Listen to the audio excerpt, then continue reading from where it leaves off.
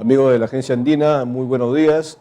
Hoy nuevamente con ustedes en su programa de interés público, justamente para continuar con el análisis de lo sucedido en torno al diferendo marítimo en la Corte de La Haya. Justamente nuestro programa es Corte de La Haya, fallo decisivo, y hoy buscamos pues analizar el final de lo que ha significado esta fase oral.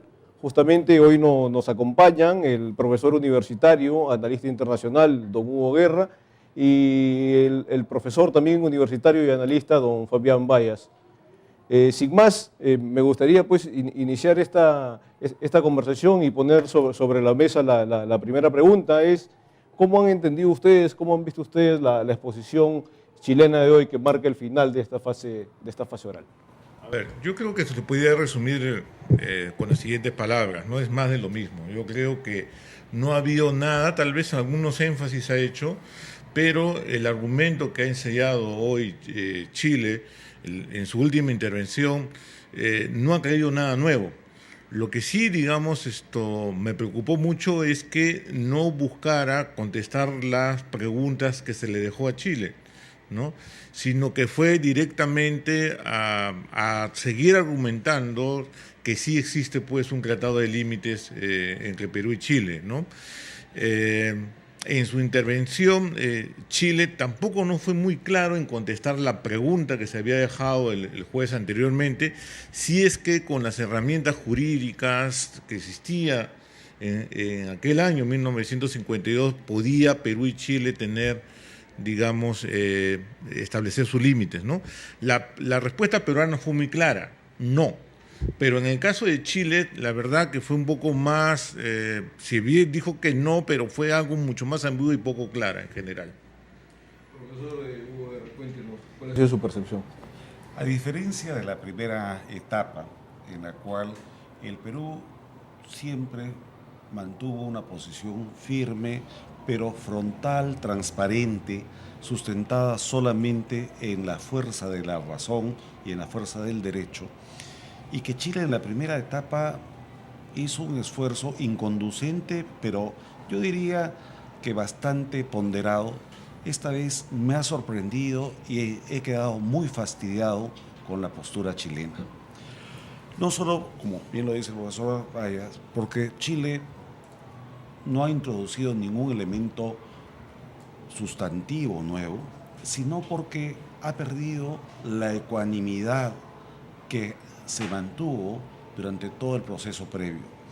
Me refiero específicamente a que Chile ha intentado algo que no es correcto, y es pretender bloquear el derecho que le asiste a la Corte para fallar en torno a la delimitación marítima desde el punto Concordia, en coherencia con el Tratado de 1929.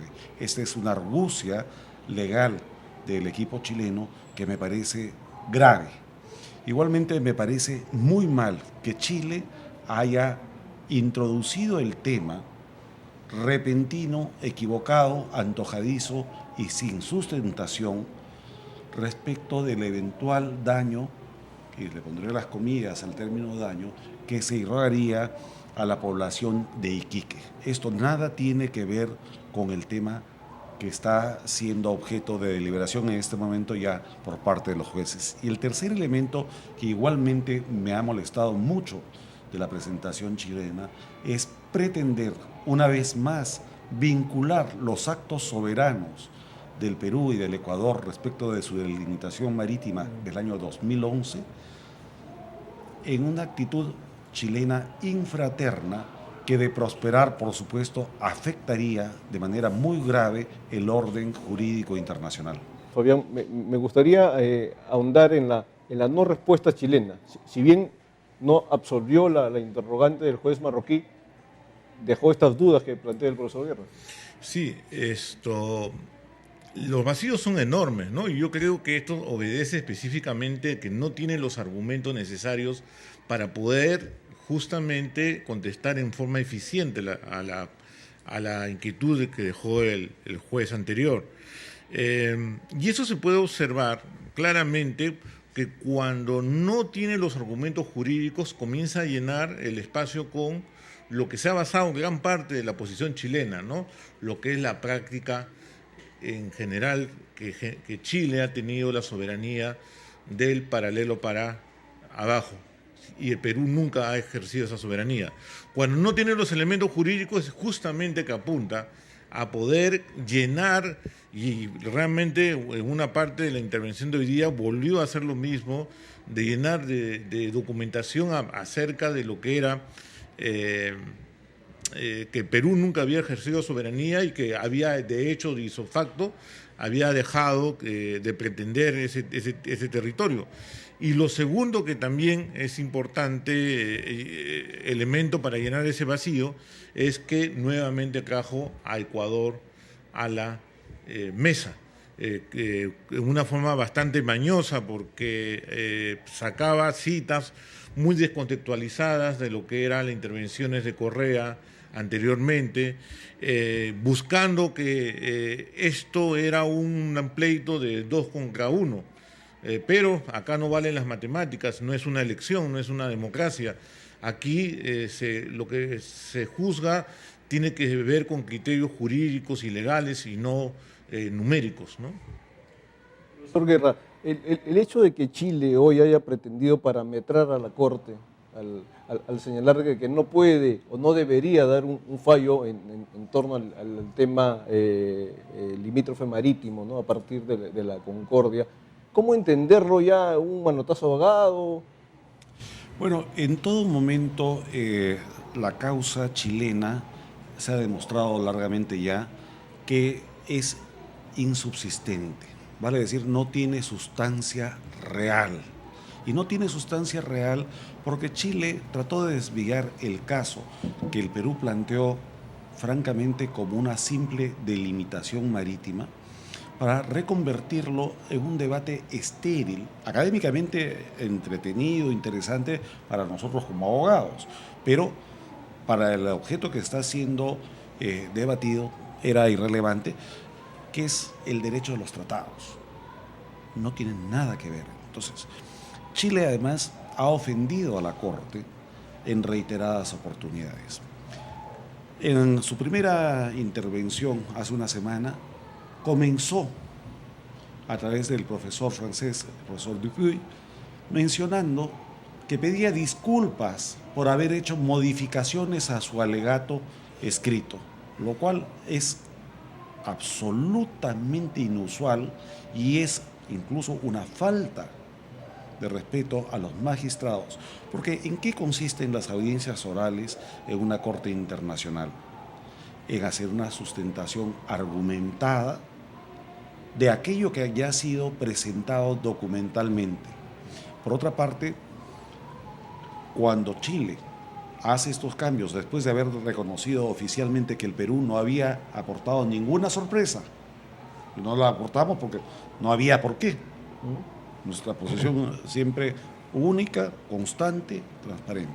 Pero después Chile tiene la osadía, y esto yo creo que hay que mencionarlo críticamente de una manera muy franca, abierta, manteniendo el respeto y la ponderación por el adversario jurídico, pero Chile se le ocurre presentar elementos a los que llama pruebas y que sin embargo son carentes de valor probatorio. Por ejemplo, textos escolares, por ejemplo, los Google Maps, lo cual es un recurso banal, pero además presenta documentos y cartografía oficial chilena posterior al año 86, a 1986. Es decir, que presenta elementos que los magistrados tienen que haber visto con fastidio. Y en ese contexto es que el magistrado marroquí tuvo que preguntarle a las partes, pero incidiendo mucho en que Chile transparentara su real pretensión al estar en la Corte. De modo pues que ahora que ha concluido, queda un sabor amargo. Las formas de alguna manera se han perdido en el último tramo, pero por parte de Chile, no por parte del Perú. Y yo creo que en este momento podemos tener y mantener el optimismo, no el triunfalismo, pero la posición chilena me parece que es sumamente endeble muy frágil y además muy osada.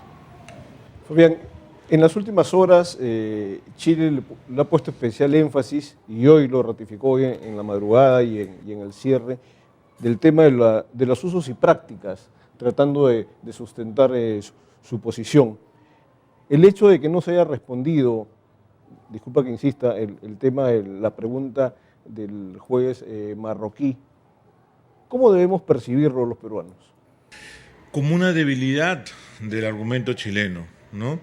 Ya se sabe, y a pesar de que algunos jueces también en forma muy mañosa trataban de decir que los usos y prácticas forman derecho o forman inclusive tratados, el derecho internacional nos indica que no es así, ¿no?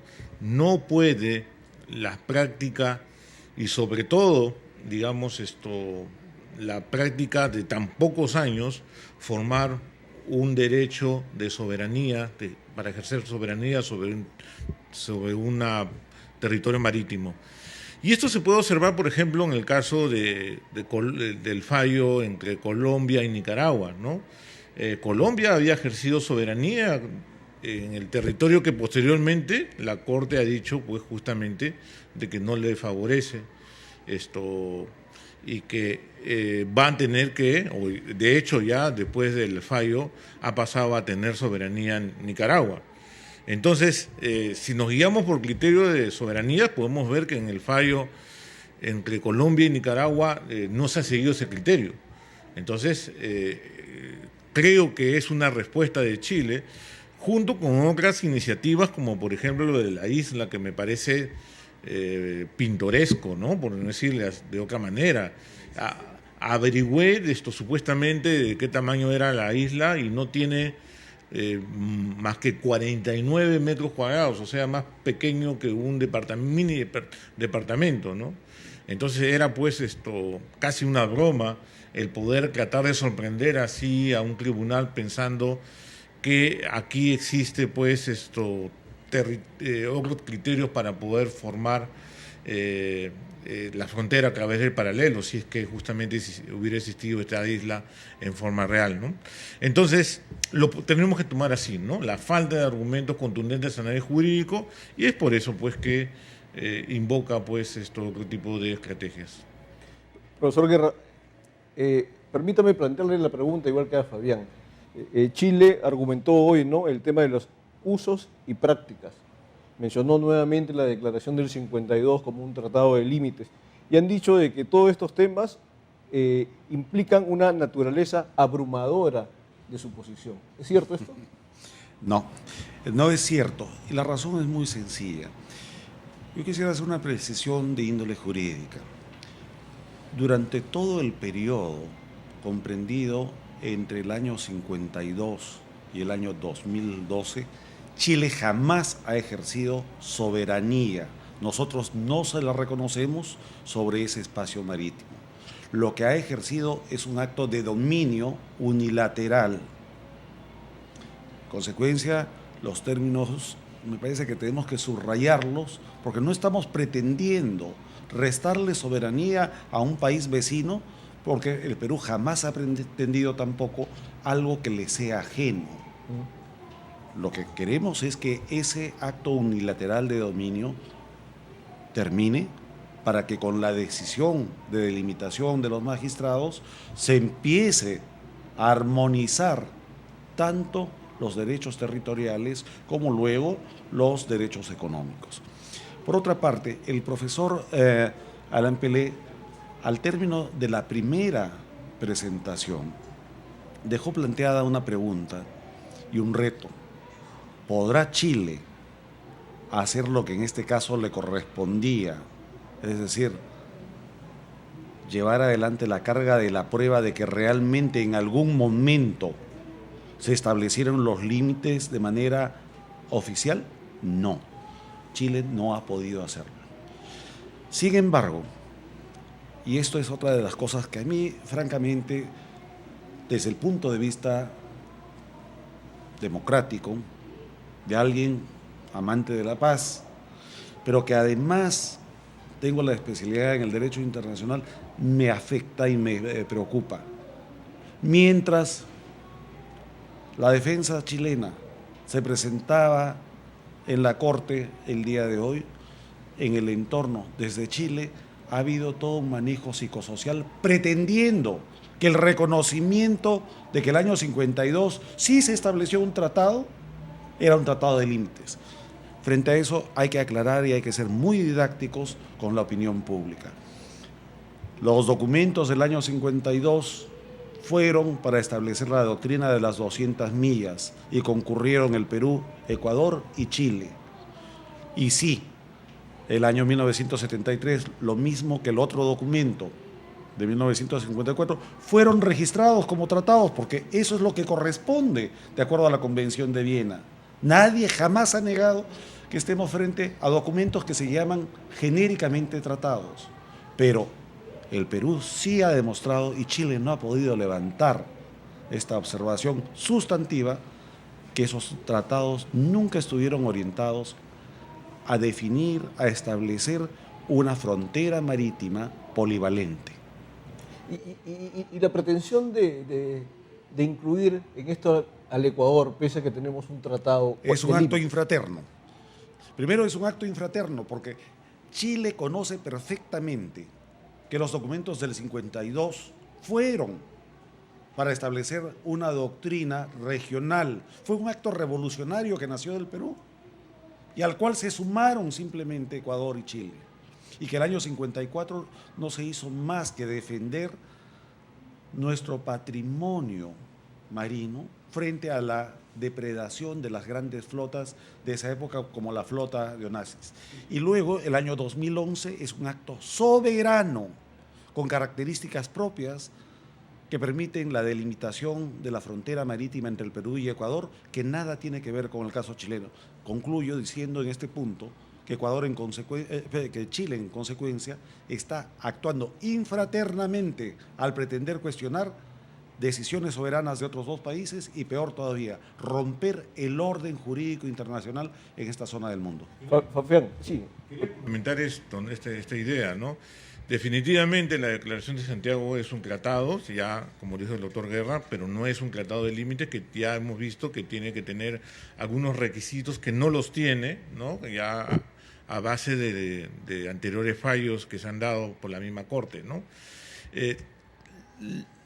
La metodología de Chile, si uno observa cuando ataca al Perú, lo utiliza totalmente descontextualizado. Y eso es algo que ha ocurrido en todas las intervenciones. Cuando menciona el caso de Perú, le quita totalmente las condiciones históricas en el cual se han producido estos hechos de la Declaración de Santiago. Porque fue en ese momento, como ya se ha dicho, pero lo reitero, un frente de países que luchaban justamente contra las grandes empresas, grandes buques pesqueros que venían a poder depredar nuestros mares, que son tan ricos, y que era necesario tener un enfrentamiento entre países sudamericanos y grandes intereses transnacionales, pero nunca tuvo la intención de establecer límites entre los propios países, ¿no? Permíteme, Fabián, el profesor Guerra, y tú lo mencionaste, ¿no? Y es que me parece vital, el tema de tratar de poner al Ecuador en medio de los dos, pese a la existencia de un tratado de límites específicos, ¿no? Y hoy Chile, pues, mencionaba declaraciones del presidente de Ecuador. ¿Cómo observas tú esto? Bueno, yo creo que no es la primera vez, la vez pasada también lo trajo a Ecuador, pero ahora lo ha traído ya con citas mucho más textuales. Chile se ha visto incapacitado de poder sentar a Ecuador en la mesa, ¿no? Tengo entendido el enorme esfuerzo que hizo la Cancillería chilena para poder persuadir a Ecuador para sentarse en sí. Yo creo que este enorme esfuerzo es porque justamente le faltaba argumentos, pero revela también un dato bastante importante. El Perú tiene muy buenas relaciones con Ecuador en los últimos años, después de haber cerrado la frontera terrestre. El Perú tiene firmado un tratado marítimo en el año 2011 entre el presidente Correa y el presidente Humala, en el cual Chile no ha dicho absolutamente nada al respecto. La pregunta que queda es que no ha contestado y que se reiteró en la primera parte es si Chile, ¿cómo puede contestar a la pregunta de cómo Ecuador ha firmado un tratado marítimo de límites en el año 2011, si es que ya lo habría firmado en el año 1952? ¿Estamos hablando acaso de un acto contra el derecho internacional? Un país que ha firmado dos cosas, un tratado en dos momentos diferentes. Esa explicación ha estado totalmente ausente. Profesor, insisto en ese tema, porque Chile pues llama a Ecuador, ven, súmate a mí, pero no dice nada de este tratado de límites marítimos. Efectivamente, tal como el doctor Vallas lo ha mencionado, el tratado fronterizo marítimo entre el Perú y Ecuador viene del año 2011, es firmado entre los presidentes Correa y García, oportunamente, y luego ha sido ampliamente ratificado. Ahora, se establecen los límites siguiendo criterios técnicos muy específicos. En el caso de Ecuador había que reconocer el paralelo por la existencia de islas, particularmente las Galápagos, que son rectoras para hacer este trazado. En el caso de Chile no existen islas. Yo conozco lo que ellos llaman Isla Alacrán y que nosotros llamaríamos un roquerío simplemente de tipo guanero en sus orígenes. Recordemos que la ubicación de Alacrán es el territorio que fue nuestro. Entonces conocemos perfectamente la geografía y eso ha sido una maniobra realmente excesiva. Y entonces pretender vincular la naturaleza propia de la delimitación marítima entre el Perú y Ecuador y vincularla con los actos de dominio anterior de Chile y pretender que deba repetirse el mismo modelo, la misma forma jurídica, ahí donde la geografía no lo permite, es tratar de construir un caso que, como ha sido expresado por algunos juristas, miembros del equipo peruano, es como intentar hacer un rompecabezas con piezas que no encajan y con piezas que faltan. Y faltan porque no existen. En este contexto de los puntos sobre las IES que se han puesto aquí en la mesa, el embajador Wagner, ya al concluir, ha dado una exposición acompañado de los ex cancilleres, ¿no? y miembro de la delegación. La posición del Perú es firme e incólume, pero también pide al país esperar con serenidad y confianza. ¿Cómo opinas, cómo ves esto, Fabián? Bueno, yo creo que sí, yo creo que es una buena invocación porque es una responsabilidad, sobre todo de los medios de comunicación, de poder preparar a la opinión pública para que cuando se produzca el fallo, ¿no? Independientemente del resultado que tenga, tanto Perú y Chile se han comprometido en acatarlo. Y creo que es un periodo que nos debe llamar a una reflexión. La controversia está ahí, pero yo creo que son etapas que se van quemando y vamos aprendiendo de las etapas anteriores. Tenemos muchos intereses comunes con nuestro vecino del sur que nos espera. Y creo que el día que se dé el fallo, aparentemente dentro de 6 meses, aunque no hay una fecha específica, y espero que sea después de las elecciones en Chile para que no crea ningún tipo de ruido electoral, el fallo. Creo que al mismo tiempo que es un punto final para un periodo de controversias, cambios de opiniones muy duras entre ambos países, sea también el inicio de una nueva etapa en las relaciones bilaterales.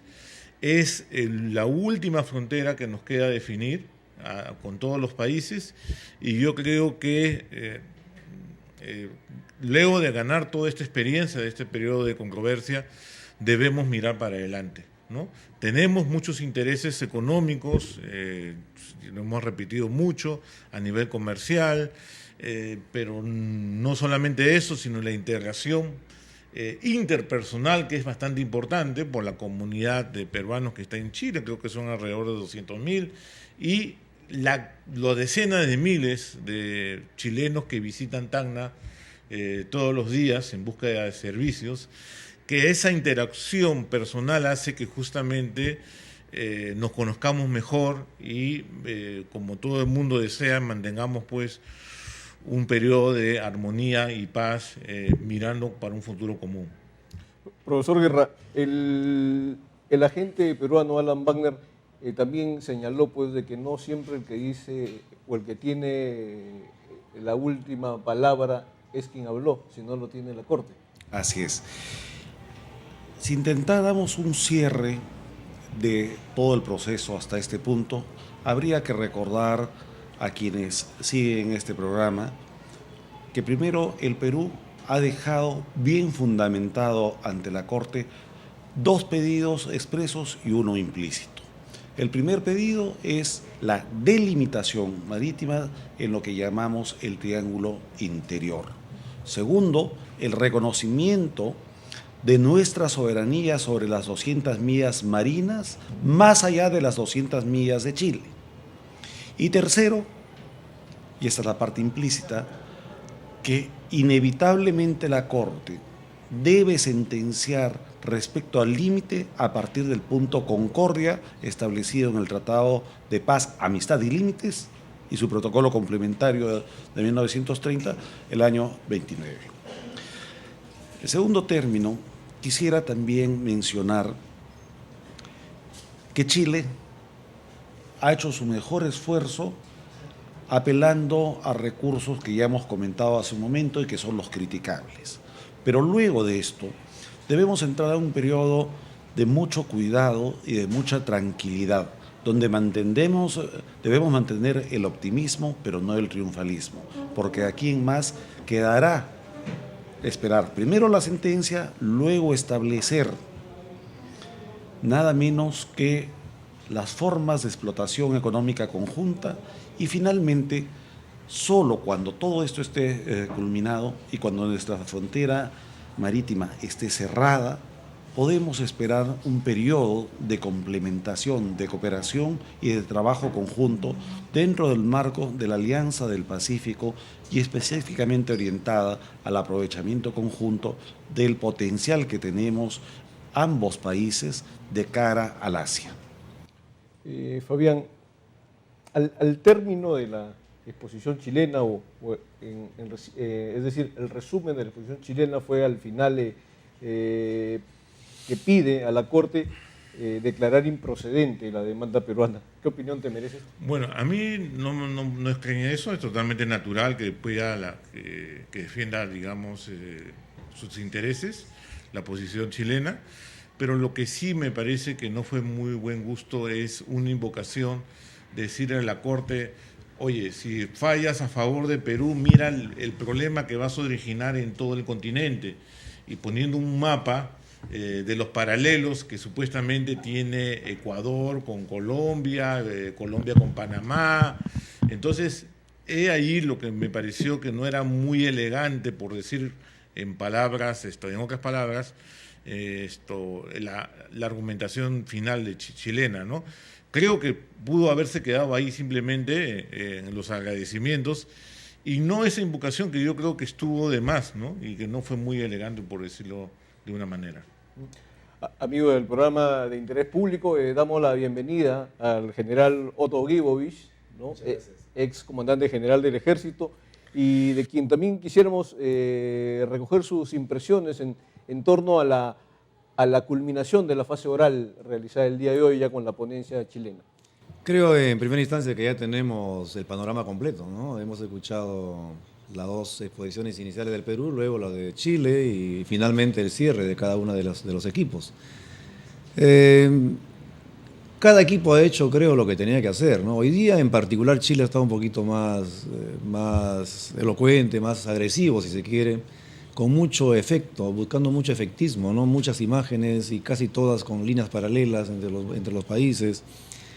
Pero al margen de ello, creo que subsisten dos preguntas en el ambiente, ¿no? La primera que formuló el embajador Wagner, ¿no? Si hay un tratado de límite, que nos digan dónde y cuándo lo hemos firmado, porque lo del 52 y el 54 no tiene ningún rasgo de ser un tratado de límites. Y la segunda pregunta que la formuló uno de nuestros abogados, Michael Wood, si hay un tratado, ¿por qué tiene que ser tan inequitativo, ¿no? ¿Qué país podría aceptar un tratado en esas condiciones, ¿no? donde nos quedamos prácticamente sin mar en el sur? Y entonces por eso es que creo hoy el trabajo de la Corte en la orientación nuestra, ¿no? Debe definir que no hay un límite y trazar la delimitación a partir del punto Concordia, de acuerdo al derecho contemporáneo del mar, ¿no? Mediante una equidistancia y que pues podamos compartir mares y recursos como manda además la Declaración de Santiago del 52, que todos tengamos 200 millas. Hoy no tenemos 200 millas. Justamente al respecto, doctor Guerra, Chile, como usted lo señaló minutos atrás, pues argumentaba que Iquique se vería afectado con una decisión, con una eventual decisión de la Corte. ¿Cómo entender este argumento? Mire, quizás si buscáramos un elemento gráfico, podríamos explicarle al público de la siguiente manera. Si alguien ocupa mi casa indebidamente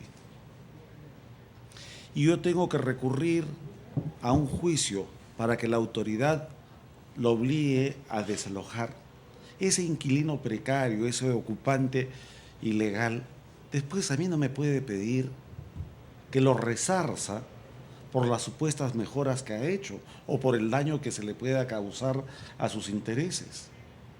Primero, no hay una forma que haya sido presentada de supuesto daño objetivo. Pero segundo, ¿qué responsabilidad tenemos nosotros si, como lo decía antes, Chile jamás ha ejercido soberanía sobre ese espacio, sino simple y arbitrariamente un dominio que esperamos sea levantado por la Corte Internacional? De modo que este es un argumento más bien emocional, puede ser un argumento para negociaciones económicas de otra naturaleza, pero que desde el punto de vista jurídico es impertinente y que incluso agravia a lo que se llama el principio de ratio juris, es decir, la racionalidad que debe tener la reflexión jurídica de los jueces. Chile tendrá que asumir las consecuencias de esta inconducta procesal. Doctor Guayas, ¿qué se viene? Ya hoy el presidente de la Corte pues dio por finalizado la etapa oral, se van a reunir el lunes, pero ya viene un periodo de reflexión. ¿Qué podemos esperar? Bueno, en primer lugar, tranquilidad podemos esperar, ¿no? Y como le he dicho, preparar a la opinión pública. Quisiera tal vez enfatizar que este fallo es inapelable porque hay algunas voces que indican que se puede pedir aclarar más, hacer un tratado diferente a nivel, digamos, ya de país a país, etcétera, etcétera. Tal vez un poco contagiado por lo que ha sucedido en el caso de Colombia con Nicaragua, hay una corriente que indica que Chile, en el caso cuando falle y si es que le da la razón al Perú, va a tomar una posición semejante a la de Colombia, ¿no? En el cual no ha dicho expresamente que no va a acatar el fallo, pero tampoco ha dicho que lo va a acatar. Ha dejado dentro del terreno de la ambigüedad este punto. Creo que estratégicamente esperando el presidente Santos qué va a suceder entre Perú y Chile. Y si que hay dos países descontentos acerca de los fallos internacionales, tal vez hacer un frente o algo así, lo puede, digamos, proponer claramente Santos en estos momentos.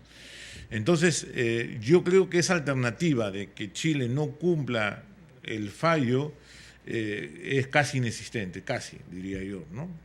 Las razones es porque, bueno, ya ha habido reiterados compromisos, inclusive después del fallo entre Colombia y Nicaragua, de que sí se va a cumplir el fallo. Lo segundo es el desprestigio de la política externa, como está sufriendo ahorita la diplomacia colombiana, ¿no? Cuando un país busca terceros mecanismos fuera de lo que ha ido voluntariamente a poder resolver como es el espacio de la Corte Internacional de Justicia. Esa alternativa creo que no existe. Sin embargo, es necesario preparar a la opinión pública en este medio ambiente un medio ambiente de tranquilidad hasta que ocurra el fallo aproximadamente de cada 6 meses. General, justo minutos antes conversábamos pues que los argumentos esgrimidos por Chile durante estos días, ¿no? Tratar la pretensión de dar al tratado o a la declaración de Santiago el carácter de tratado limítrofe, el tema de los faros, ¿no? Lo que se mencionó de la isla Lacrán, etc. Ellos hoy finalizaban, el abogado Pierre-Mer Dupuy finalizaba señalando de que lo presentado tenía una naturaleza abrumadora en favor de su posición. ¿Qué piensa usted? Lo que es abrumador es la cantidad de papeles que han recogido de casi 4 o 5 décadas, ¿no? Porque ellos se han remitido hasta el año 47 para buscar ahí en la tesis peruana y chilena sobre las 200 millas algo que pueda parecer a límites. Luego han ido al 52 y al 54 también tratando de encontrar algo que parezca un acuerdo de límites. 68, 69 con los faros en la frontera terrestre como señal de delimitación en el paralelo. Y también a cuestionar algo de reciente, ¿no? De hace 10 o 20 años, que dicen que después de haber presentado la queja han seguido actuando bajo los mismos patrones de antaño. Entonces, han tratado de acumular información y gráficos, mapas, hasta libros de primaria para poder justificar una conducta. Pero eso no, de ninguna manera, esa cantidad de información, de data, puede significar que haya un tratado de límites. Aquí hay algo muy concreto. Los tratados de límites tienen que ser, primero, por voluntad de los dos países. Segundo, que la finalidad sea explícita, orientada a dar solución a un problema, a un diferendo de límites. Tercero, debe tener un punto de inicio, debe tener coordenadas, debe tener cartas o mapas y debe luego ser depositado en Naciones Unidas. Parecido a lo que hemos hecho con Ecuador. Y entonces, toda esta información que ellos han buscado colectar y mostrar ante los jueces, creo que es una forma, una alternativa que han encontrado para tratar de justificar algo que es muy difícil realmente. No hay sustento, no hay acuerdo de límites, y en base a esa carencia pues han buscado información y tratado de forzar un poco. Bueno, han sido consecuentes, hasta el último momento han seguido sacando más documentos y más mapas, pero es difícil que eso, ante la mirada de los jueces, que ya tienen casos como estos y con muchas sentencias en el camino, que puedan impresionarlos, ¿no? El caso reciente de Colombia-Nicaragua, el caso de Honduras-Nicaragua, y hay mucha jurisprudencia, y los límites, como sabemos y se ha reiterado muchas veces, no se infieren, no se deducen, tienen que ser definidos de manera explícita. Doctor Guerra, la experiencia internacional justamente sobre este tema, los llamados usos y prácticas, o este rompecabezas que ha tratado de llevar adelante Chile con piezas de distintos lugares, pero no del mismo rompecabezas, ¿tendría alguna incidencia en un fallo de esta índole? No puede tener incidencia desde el punto de vista estrictamente jurídico. Y la razón es muy sencilla. Todo acto de dominio que implique además un usufructo o una presencia que puede ser prolongada y hasta permanente en el tiempo, pero sin los títulos adecuados no generan derecho. Vuelvo al ejemplo de la casa indebidamente ocupada.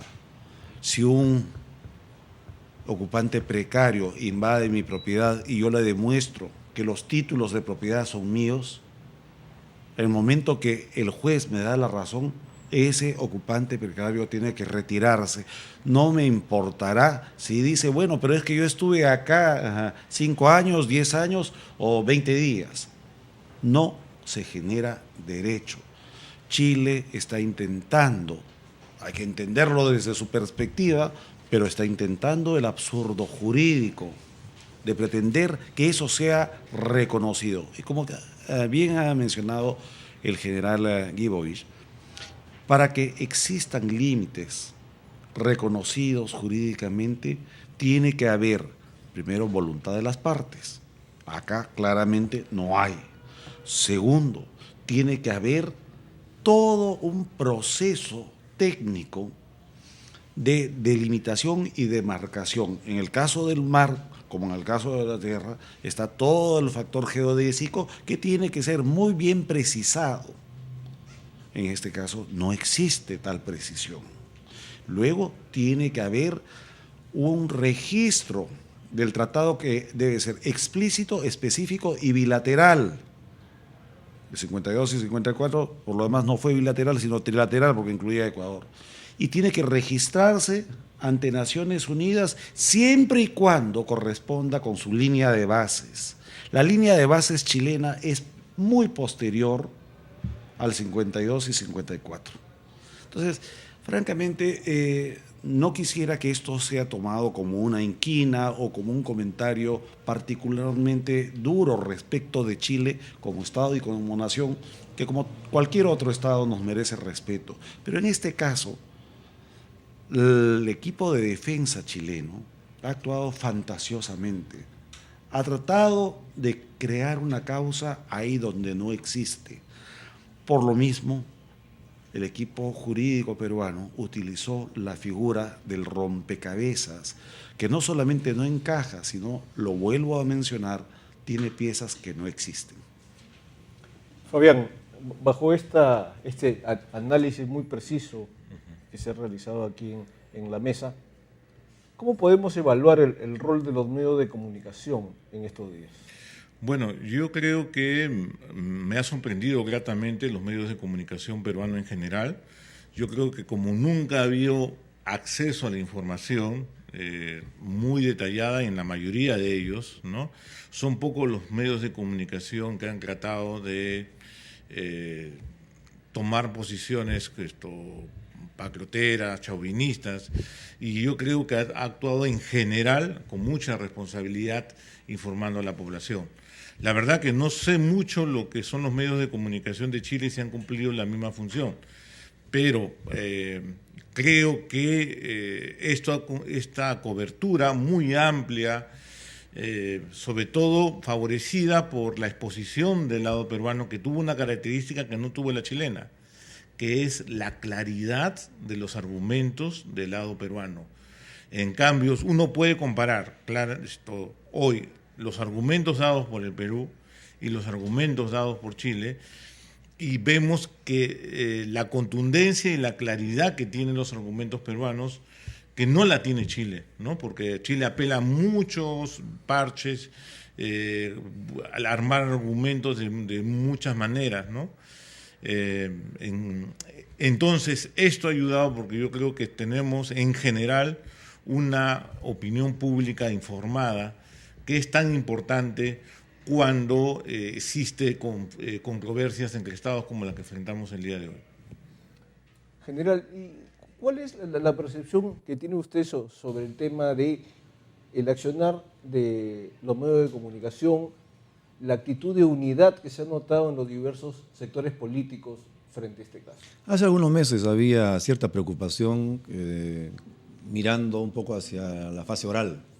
Una preocupación que se compartía, ¿no? Porque se imaginaba que podía generar algún tipo de fricción en alguna de las dos sociedades, o en las dos.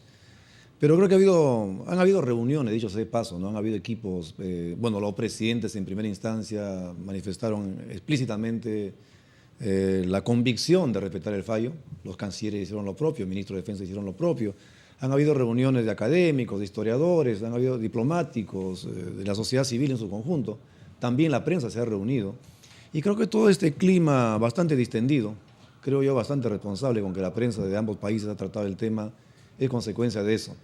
Y entonces ahora también eso debe servirnos de lección, ¿no? Porque vamos a tener 4 o 5 meses de silencio, no habrá mucho ruido en este tema, pero luego viene la sentencia. Y ahí vamos a tener nuevamente posiblemente algunos escenarios que hay que tratarlos con cuidado. Y eso es a futuro, y no demos por sentado que el futuro, a veces decimos, ¿no? A partir de aquí se acaban las diferencias y vamos a empezar un nuevo camino. No lo demos por sentado, ¿no? Hay que trabajarlo. El futuro, hay dos formas de enfrentarlo. Uno es esperar que llegue, que hemos hecho muchas veces y no da resultados. Y el otro es salir al frente. Hay que salir al frente al futuro, hay que tratar de encontrar objetivos comunes.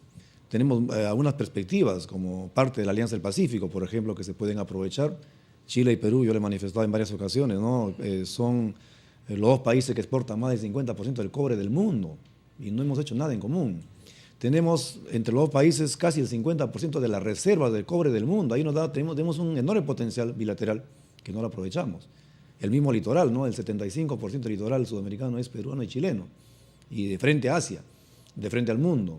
Pero no lo aprovechamos. Yo creo que Chile y Perú pueden tener un destino mejor, no antagónico como ha sido en los últimos 100 años, pero a eso hay que trabajarlo y hay que enfrentarlo, creo, de manera razonable, con mucha racionalidad, planteándose objetivos comunes, que tengamos intereses comunes y entonces podremos alinear esfuerzos, ¿no? Y terminar con esta etapa.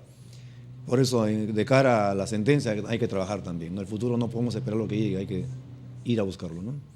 Profesor Guerra, nos gustaría conocer su opinión, dada su experiencia pues, en medios de comunicación. ¿Cuál ha sido el papel que ha jugado la prensa en este sentido de unidad y qué es lo que se viene? A ver, tal como lo ha mencionado el general Guiovich, la gran prensa privada de los dos países ha tenido varias reuniones que han contribuido ciertamente a que la información fluya de una manera adecuada. Un ejemplo muy puntual: es inusual que las audiencias orales se transmitan al mundo en un idioma diferente al inglés o al francés, que son las lenguas oficiales de la Corte. Gracias a la gestión de la prensa y de las cancillerías se pudo tener una transmisión única, además, en español para los dos países. Eso ha ayudado a que haya un amplio caudal informativo, muy transparente, muy directo desde la fuente misma. Creo además que la mayor parte de medios de comunicación, tanto peruanos como chilenos, han contribuido a informar de la manera más razonable, más objetiva. Comprensiblemente, las líneas editoriales que reflejan la posición oficial de los medios, claro, han estado vinculadas a la defensa de sus intereses nacionales. Eso es totalmente lógico, esperable e incluso correcto.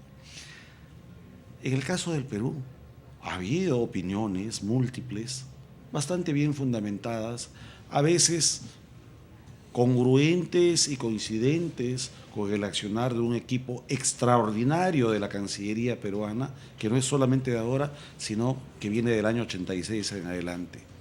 Ha habido opiniones críticas, tratando de contribuir en el mejor espíritu a que la conducción del proceso fuera tanto mejor. Del lado chileno ha habido algo equivalente, pero también en el lado chileno, y esto es saludable, y yo saludo a la prensa chilena en este punto, han recogido muchas observaciones muy críticas, precisamente desde dentro, advirtiendo de la fragilidad de su sustentación. Y eso ha sido saludable. Ahora, en el proceso que viene hacia adelante, entramos a una etapa de aquí hasta mediados del próximo año. Yo sí esperaría más bien que la decisión de la Corte sea antes de las elecciones, que son en septiembre. Nosotros esperamos que sean, y así lo quisiéramos, entre junio y julio. Pero en esta etapa corremos muchos riesgos.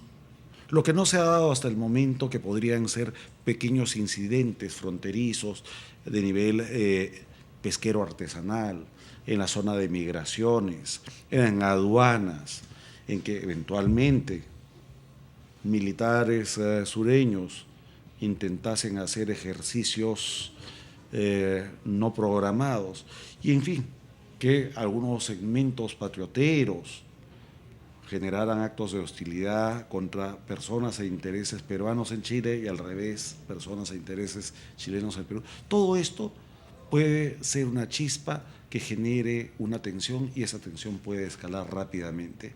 Es ahí donde ahora está el reto de la prensa, de advertir que seamos, reitero, muy optimistas por la razón de nuestros argumentos, por la solidez de nuestra causa, pero para nada triunfalistas. Se nos viene una sentencia que por su propia definición en la Corte Internacional va a ser compleja.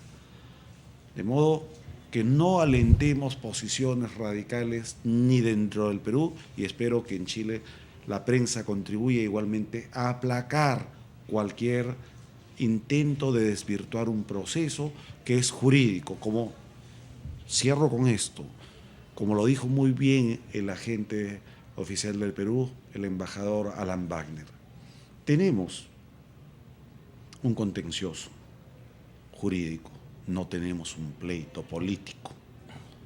De modo que seamos cuidadosos, dejemos que las cosas se mantengan dentro del nivel que corresponde, y allí ustedes, los periodistas en actividad, son quienes tienen una gran responsabilidad, y no solamente la prensa privada, sino, y en esto felicito a Andina, desde la prensa pública. Los felicito por el esfuerzo que están haciendo, que creo que más allá de las circunstancias que nos oponen jurídicamente a Chile, van a contribuir al sano y correcto esclarecimiento de posiciones. Muchas gracias, profesor. Ingresamos a una etapa final muy breve porque desafortunadamente el tiempo nos ha ganado, Fabián.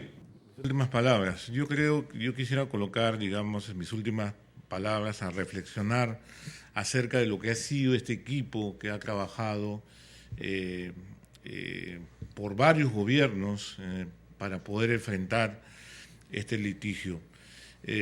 Pensemos que en este equipo existe personas capacitadas de diferentes experiencias políticas, de diferentes gobiernos, ante una sola misión, una sola tarea de defender nuestro territorio marítimo.